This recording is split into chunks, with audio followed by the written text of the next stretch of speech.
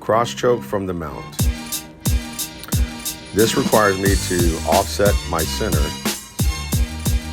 so I can apply maximum pressure to my opponent's neck while staying balanced and not getting rolled over.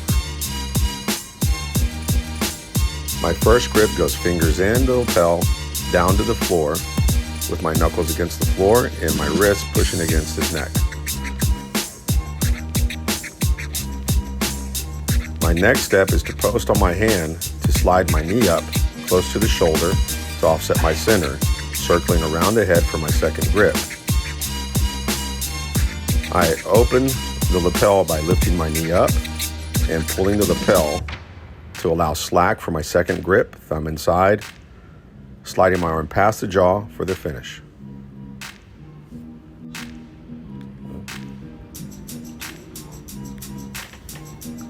Armbar from the mount is sometimes done from my partner's defense of the cross choke, allowing me to slide up high to secure the arm. From my punch grip, my partner defends and pulls my arm down. I'm pushing the elbow across and lay my ribs on top. Then I block the head so I can slide my knee to the top of his head.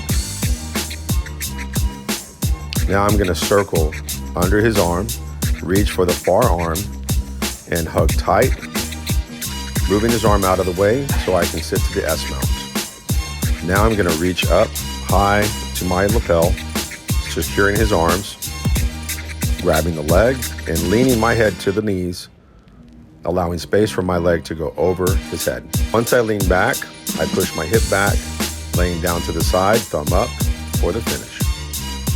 Americana from the mount. Getting your opponent's arm to the floor when they're being strong requires 2 grips on one. I focus my energy on the wrist and the elbow in a circular motion to get his hand down to the floor, blocking his head with my forearm. My other hand goes palm up to reach under the arm and then palm down to lock it in. My leg on the opposite end goes a leg thread, heel to the sky, and my other leg on the same side, knee comes up, allowing space for the finish. This also applies pressure onto my opponent's rib, preventing his escape.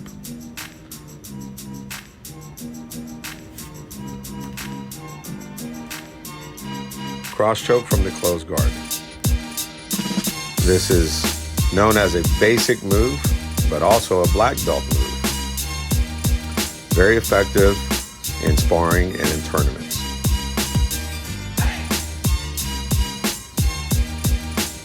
To secure this move, I like to get a punch grip on the same side and then go under my partner's hand to prevent his block to get my first grip with fingers in. If the gi's tight, I loosen it up by opening my guard, pulling the material forward, and creating pressure against my partner's neck. My second grip is going to reach behind the head, anchoring close to the spine in order to push my partner's head through the arms to finish the choke.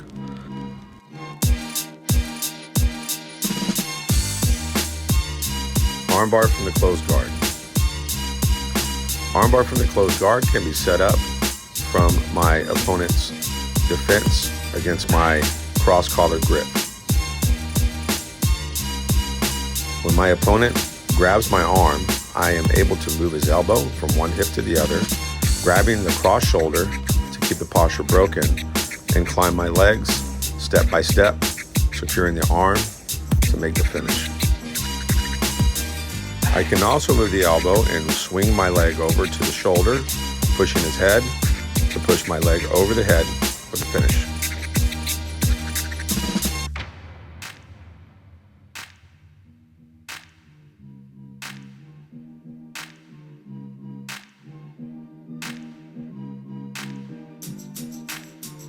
Sometimes, if my partner's head's over enough, I can swing my leg all the way around the head for the finish.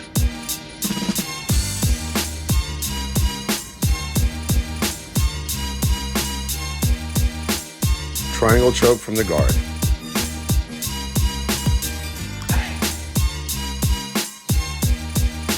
Setting up the triangle choke from the guard requires me to move one arm away and one arm to me. What this is going to do is push one arm to his chest, allowing my leg to go over the shoulder, and one arm to my chest, allowing my other leg to stay under his shoulder. I need to lift my hips up and put the choking leg on his back first and my underhook leg on top. I need to move the arm across my body, squeezing my knees together, creating pressure against the neck, my foot on the hip. I flex my choking leg up and clamp down. Now, once I triangle my legs, I squeeze, creating the finish.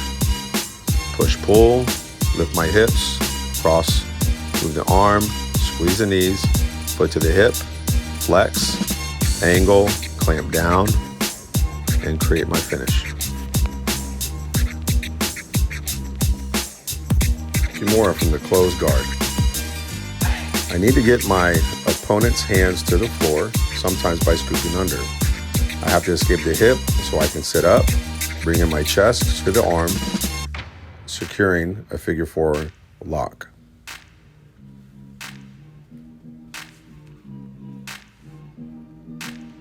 My foot goes to the ground so I can lift my hip, posting on my elbow and my foot. Once I hug over the arm, my figure four grip locks in the arm. My pressure goes to the shoulder so I can escape the hip. Sitting up,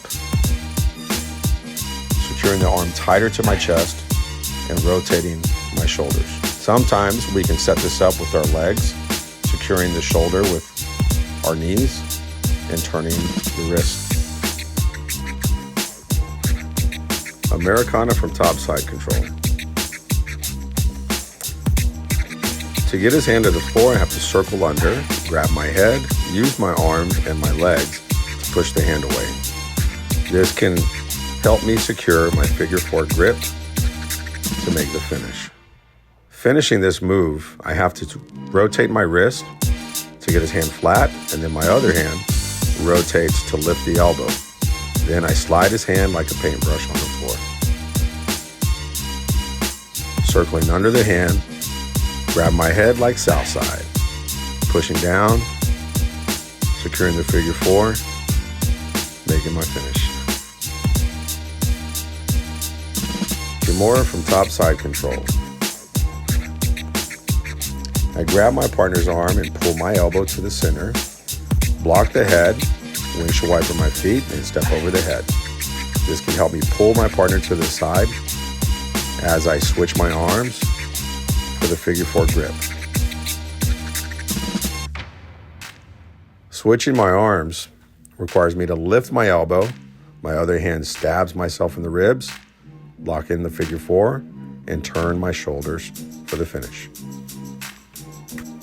Chokes from the back. The rear naked choke is coming from the seatbelt grip. I reach across to the shoulder and escape my hip a little bit, giving me a good angle to take my second arm up and finishing the choke. I need to push my partner's chin to my elbow so I can get a good blood choke and not an air choke. I never show the arm.